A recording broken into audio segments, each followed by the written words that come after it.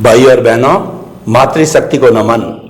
Studio में हमारी सत्संग प्रारंभ हो चुकी है और सत्संग के अंदर हम लोग इतने मग्न हो गए हैं कि हमारा ध्यान कहीं जाता ही नहीं है। इसका कारण यह है कि जो सत्संग कराने वाले ज्ञानी पुरुष साक्षात हमारे स्टूडियो में हमारे सामने विराजमान है और वो जो बात कह रहे हैं कोई पुस्तकीय ज्ञान की बात नहीं कह रहे हैं, वो अनुभव वाणी बता रहे हैं। अनुभव वाणी में बहुत बड़ा आकर्षण होता है क्योंकि वो जीवन का निष्कर्ष होता है। वो बहुत चिंतन मनन और निध्यासन के बाद में भीतर से निकलता है। ऐसे स्वामी जी को पाकर के हम कृतार्थ हुए। स्वामी जी, समस्त श्रोताओं की तरफ से आपका बहुत बहुत धन्यवाद। नमस्कार। जय सच्चिदानंद। जय सच्चिदानंद। स्वामी जी, हमारी सत्संग प्रारंभ हो गई है और आपने पहले एपिसोड में एक बड़ी गूढ़ बात कही कि जो मन वचन काया वह जड़ है और हमारा जो आत्मा है, चेतन तत्व है, वह ज्ञान दर्शन वाला है। तो जड़ तत्व जो है चेतन को क्या फायदा कर सकता है, ये एक बहुत बड़ी गूढ़ बात है। और मेरे ख्याल से अध्यात्म विज्ञान का जो मूल आधार बेस है वह भी यही है कि मन वचन काया से मुक्त, ऐसा मैं शुद्ध आत्मा हूं। तो हम जड़ और चेतन, इन दो तत्वों से सारी दुनिया बनी हुई है। हम ये और विस्तार से जानना चाहते हैं कि किस तरीके से मन वचन काया की जितनी भी क्रिया है, जन्म से मृत्यु तक है, वो हमारे ज्ञान दर्शन के डेवलपमेंट में विजन के अंदर आपका अध्यात्म विज्ञान का आपने अर्थ बताया। अध्यात्म का मतलब ये हुआ कि धार्मिक और सामाजिक से ऊपर अध्यात्म आत्मा की बात, और आपने विज्ञान का अर्थ विजन का, दृष्टि विज्ञान का, आर्ट ऑफ द विजन का। तो हम ये जानना चाहते हैं, बहुत गूढ़ है और आप गूढ़ता से इसको बताएं क्योंकि इसके बारे में और भी प्रश्न करूंगा। ये बहुत गहरी बात है कि मन वचन काया से जो है हमारी आत्मा को कोई बहुत बड़ा फायदा नहीं होने वाला है। तो ये क्या तथ्य है अध्यात्म विज्ञान की दृष्टि से, इसको गहराई से बताइए। आप सबको मेरा नमस्कार। जय सच्चिदानंद। देखो, आध्यात्म विज्ञान का जो विषय है वो वैसे तो बहुत गहन विषय है। शास्त्रकारों के माध्यम से कहो या शास्त्रकारों के हिसाब से कहो या साधु संत और सन्यासियों के माध्यम से कहो तो वो बहुत गहन विषय है। मगर जब अनुभूति होती है और जब दर्शन कहो या दृष्टि जब खुली हो जाती है तो आपके लिए वो सहज, सरल और सुगम बन जाता है। क्योंकि जब आप खुद ही अनुभव कर रहे हैं और वही बात बतानी है तो आपके लिए कोई डिफिकल्ट नहीं है। और दूसरी बात यह है कि अनुभवी व्यक्ति को अनुभवी क्यों कहते हैं, क्योंकि कोई भी बात उनको सभी एंगलों से मालूम है। ऐसा नहीं कि एक व्यू पॉइंट से मालूम है उनको, तो और वो भी उनका दर्शन के रूप में है, नॉलेज या मेमोरी के रूप में नहीं होता है। तो आध्यात्म की जो गहराई है वो ये गहराई है कि आप विनाशी को और अविनाशी को आपकी दृष्टि में समझने की पहले कोशिश करो। विनाशी कभी अविनाशी नहीं बनेगा और अविनाशी कभी विनाशी नहीं बनेगा। ये सिंपल प्रिंसिपल है। दूसरी बात, अविनाशी ऐसे तो 6 तत्व है, एक नहीं है, मगर उसमें से 6 में से एक तत्व ऐसा है जो अविनाशी भी है और चेतन है। बाकी के अविनाशी है, चेतन। तो फिर यह समझना पड़ेगा, तो फिर बाकी के जो 5 तत्व हो भी अविनाशी, ये भी तत्व अविनाशी जिसको हम चेतन कहते, तो डिफरेंट क्या है? तो डिफरेंट है ज्ञान और दर्शन का। जड़ के अंदर ज्ञान दर्शन नहीं होता है, जड़ के अंदर मैकेनिकल क्रिया होती है। तो मैकेनिकल क्रिया होना, जैसे मन में मैकेनिकल क्रिया, बोलना मैकेनिकल क्रिया, फिजिकल क्रिया करना वो भी मैकेनिकल है। तो वो जड़ का गुण है और इसीलिए उसको रिलेटिव सत्य बताया, प्रकृति बताया, कुदरती रचना बताया, जिसकी बिगिनिंग और एंड होती है और परिवर्तनशील भी होती है। तो जो ज्ञान दर्शन है, ये ज्ञान दर्शन कोई क्वांटिटी की बात नहीं है, कई लोग प्रश्न करते हैं कि स्वामी जी अनंत ज्ञान, अनंत दर्शन का मतलब क्या है? तो वो क्वांटिटी नहीं है, क्वालिटी है। दुनिया में जितने भी प्रकार के रिलेटिव सत्य है, उसके सामने वही अवस्था को सनातन सत्य से देखना, यूनिवर्सल ट्रूथ से देखना, वो अनंत दर्शन है। अनंत दर्शन वो क्वांटिटी नहीं है, क्वालिटी है, क्वालिटी ऑफ योर विजन। अगर आपकी क्वालिटी में दर्शन खुला हो गया तो सभी चीज आपको रिलेटिव सत्य है, वो रिलेटिव सत्य दिखाएगी। और रिलेटिव सत्य का आधार है उत्पत्ति और नाश, रिलेटिव का सत्य का आधार है परिवर्तनशील, और रिलेटिव सत्य का आधार है कुदरत और कुदरती कानून की सहायता से बनी हुई अवस्था। तो उसमें तो कोई ज्ञान दर्शन नहीं होता है, शब्दों के माध्यम से ज्ञान दर्शन होगा, मगर वो ज्ञान दर्शन मूल ज्ञान दर्शन नहीं है। तो मूल ज्ञान दर्शन जो होता है वो अनुभूति है। अवस्था को सिद्धांत के रूप में, तत्व के रूप में समझना और रियलाइज करना, वो दर्शन है। तो दर्शन और ज्ञान की दोनों की परिभाषा में फंडामेंटल डिफरेंस क्या है? हम ज्ञान दर्शन दोनों की बात दृष्टि में करते हैं, तो दोनों की सिंपल परिभाषा है, ज्ञान का मतलब मेरा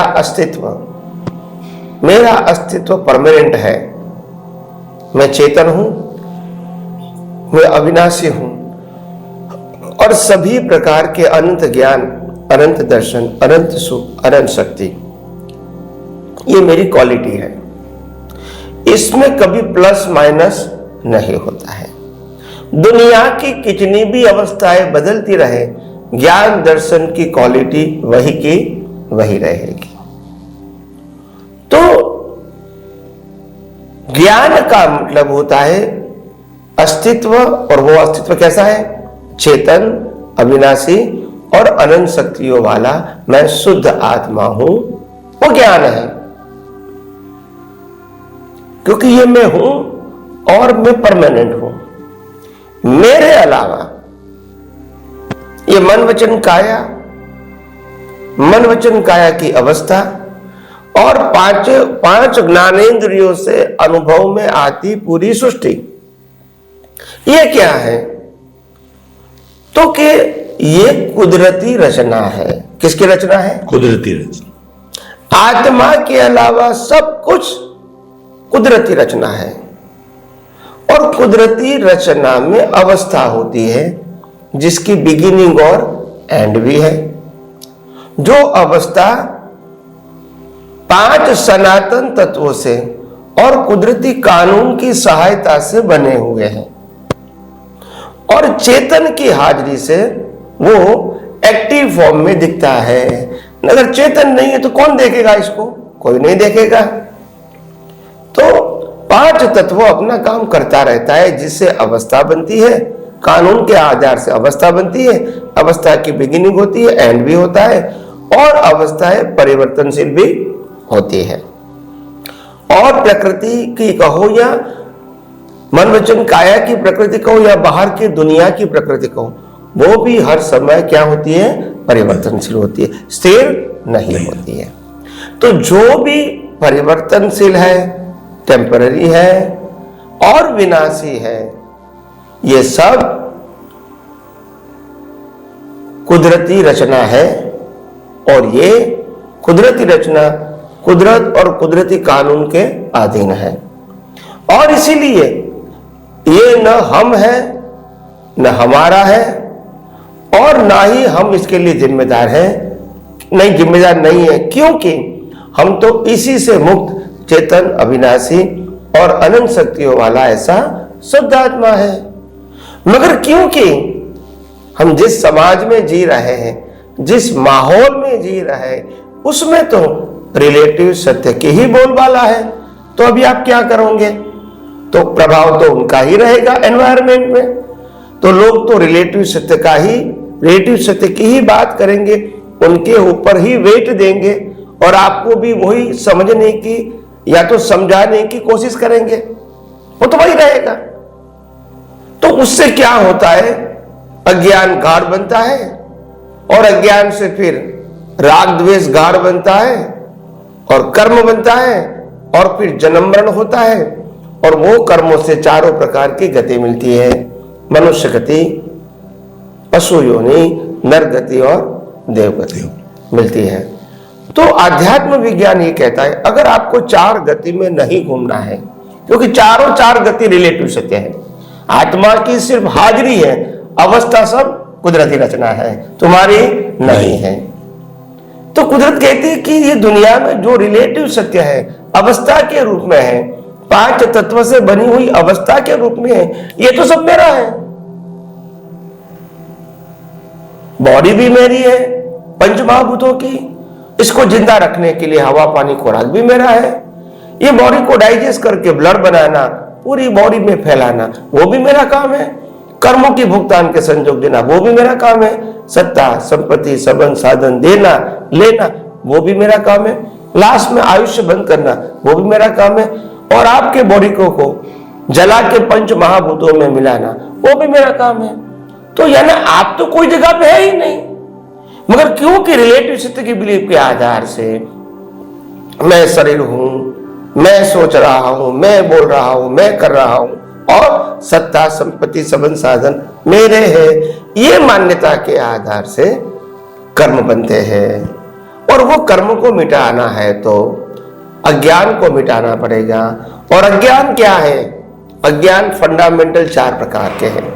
पहला प्रकार का अज्ञान है मैं शरीर हूं, दूसरा प्रकार का अज्ञान है मैं शरीर को चला रहा हूं, तीसरा प्रकार का अज्ञान है शरीर के साथ जुड़ा हुआ सत्ता संपत्ति संबंध और साधन का मैं मालिक हूं, और चौथा अज्ञान है मन वचन काया को जो भुगतान होती है वो मेरे को होती है। ये चार प्रकार के अज्ञान से नए कर्म बनते हैं, चार्ज होते हैं। तो आध्यात्म विज्ञान ये चारे प्रकार के अज्ञान को खत्म करने का सिंपल रास्ता बताते हैं।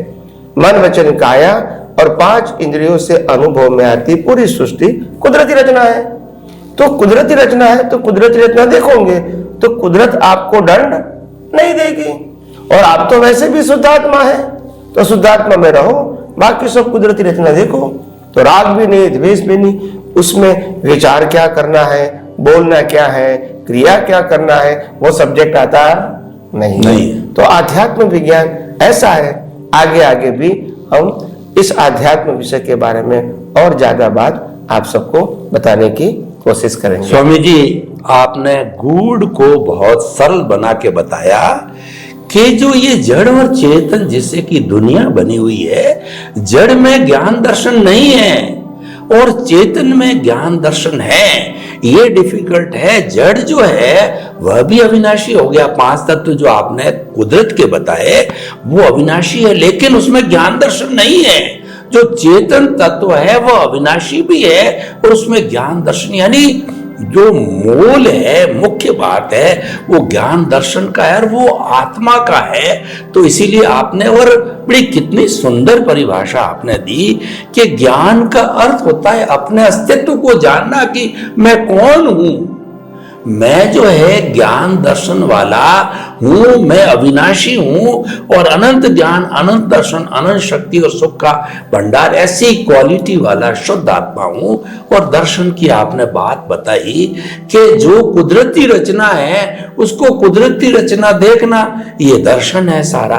क्योंकि हम उस माहौल में जी रहे हैं, समस्त प्राणी जी रहे हैं, उदय प्रारब्ध से भी जुड़ा हुआ है, तो वो सारा जड़ का संसार है। तो बहुत सुंदर भेद रेखा आपने खींची स्वामी जी। ये जड़ और चेतन की बात करते करते, ज्ञान दर्शन की बात करते करते मुख्य तत्व पर मेरी दृष्टि गई। तो मैं ये जानना चाहता हूं कि एक आत्मा इस शरीर का सारा भुगतान करा के, मन वचन काया का भुगतान करा के, जब इस शरीर को जला दिया जाता है जड़ के रूप में और चेतन दूसरे शरीर को धारण कर लेती है, तो उसके साथ में क्या जाता है और उसको और मजबूत करने के लिए, क्योंकि हमारा जो लक्ष्य है मुक्ति का मार्ग है, उसको जो है और मजबूत करने के लिए, यानी मैं ये कहना चाहता हूं और आप इसको विस्तार से बताएंगे कि हमारा ज्ञान दर्शन जो अस्तित्व है उसका डेवलपमेंट किस तरीके से इस जीवन में करें, ताकि कि सब कुछ जब छोड़ के जाए तो एक डेवलप्ड वस्तु एक बहुत बड़ी चेतन की प्रॉपर्टी को साथ लेके जावे, ताकि वो हमारे आने वाले भवों में मुक्ति के लिए सार्थक बने। कृपया इस पर प्रकाश डालिए अध्यात्म विज्ञान की दृष्टि से। जरूर जरूर, धन्यवाद प्रश्न के लिए। सबसे बड़ी बात यह है कि मुक्ति की बात आम लोग जिस प्रकार से डिफिकल्ट समझते हैं ऐसी डिफिकल्ट नहीं है, बहुत सरल है। मुक्ति का मतलब होता है जो तुम है उसमें तुम रहो और जो तुम्हारा नहीं है उसको कुदरती रचना देखो। यही मुक्ति का सरल सहज सुगम मार्ग है। इसमें मेरा तेरा, कम ज्यादा, प्राप्ति नुकसान वो सब्जेक्ट ही नहीं है। बिगिनिंग एंड वो भी सब्जेक्ट नहीं है। ये सब रिलेटिव सत्य का सब्जेक्ट है। आप रिलेटिव सत्य को प्राधान्यता देते तब भी आप पजल में है तो कुदरत का। तो इंपॉर्टेंट बात यह है कि हम आध्यात्म के मार्ग में हम जब आगे बढ़ना चाहते हैं तो आपने कहा जब कोई व्यक्ति की मृत्यु होती है और आत्मा एक शरीर में से दूसरे शरीर में ट्रांसफर होता है तो साथ में आत्मा के साथ क्या क्या जाता है? तो आत्मा के साथ आपका कर्म जाएगा इनटू इन्वर्टेड कोमा भावमन, और दूसरा आपका डेवलपमेंट जाएगा। वो डेवलपमेंट दो प्रकार का होता है, एक सम्यक और मिथ्या, दोनों साथ में जाता है। क्या बताया?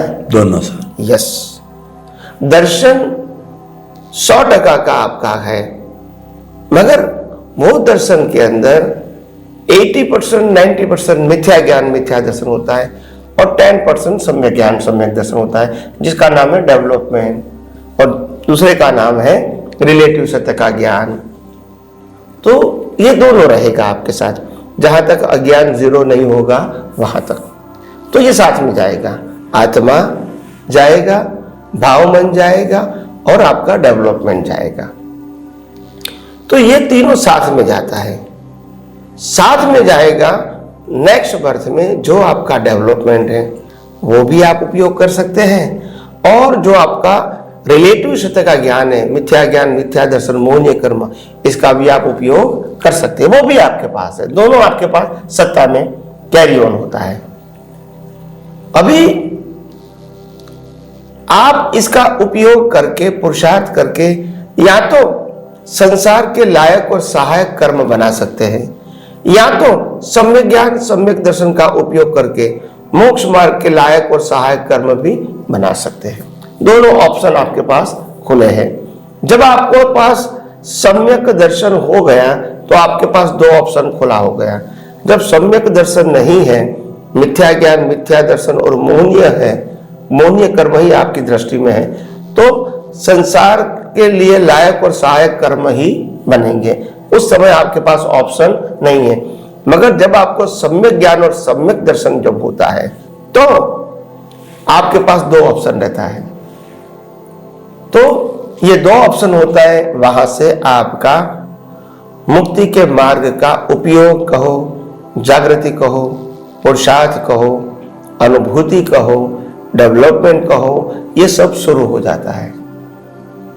और वो आप हर अवतार में अज्ञान को मिटा के सनातन सत्य की हेल्प से अज्ञान को मिटा के और ज्यादा डेवलपमेंट भी बढ़ा सकते हो, कोई भी अवतार में, जब दृष्टि प्राप्त होने के बाद।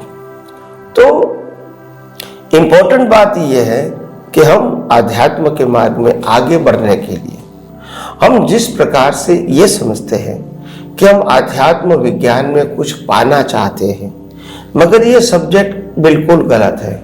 आध्यात्म विज्ञान न पाने का सब्जेक्ट है न खोने का सब्जेक्ट है। आध्यात्म विज्ञान वो अनुभूति का सब्जेक्ट है, जो है उसकी अनुभूति करना, चाहे वो आत्मा के रूप में कहो चाहे कुदरत के रूप में कहो, अनुभूति है उसका करना है। इसमें मेरा तेरा मानने की जरूरत नहीं है। संसार में भी कुछ भी नहीं है आपका, और आत्मा भी जो है उसमें भी कुछ प्लस माइनस नहीं होता है। तो पाने का खोने का सब्जेक्ट वो तो रिलेटिव सत्य में होता है, आध्यात्म में वो नहीं होता है। तो जैसे जैसे समझ में आता है तब मालूम होता है कि आध्यात्म विज्ञान वो तो कुछ पाने का और खोने का सब्जेक्ट नहीं है। तो फिर क्या करने का है? आध्यात्म विज्ञान सनातन सत्य के रूप में ज्ञान और दर्शन को समझ के उपयोग करके अनुभूति करने के लिए है, और रिलेटिव सत्य रूपी अज्ञान को मिटाने के लिए है। तो इसीलिए हम अगले एपिसोड में और कुछ ज्यादा बात करेंगे।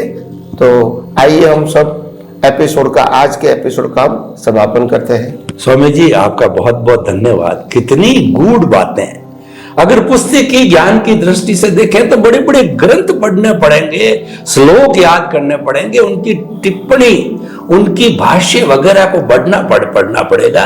लेकिन आपने कितनी सरल बात जो है मुक्ति के मार्ग की, जो सम्यक ज्ञान सम्यक दर्शन की एप्लीकेशन करते रहो, मुक्ति के मार्ग को बढ़ोगे। और मिथ्या ज्ञान मिथ्या दर्शन वो दोनों आपके पास है, उसकी एप्लीकेशन करोगे तो संसार में चार गतियों में घूमोगे। स्वामी जी आपका समस्त श्रोताओं की तरफ से बहुत बहुत धन्यवाद, कृतज्ञता। और हमारे श्रोता बहुत संतुष्ट है, बहुत तृप्त है, और जब तक पूरी सत्संग चलेगी तो पूर्ण तृप्ति को प्राप्त हो जाएंगे। जय सच्चिदानंद। जय सच्चिदानंद। जय सच्चिदानंद।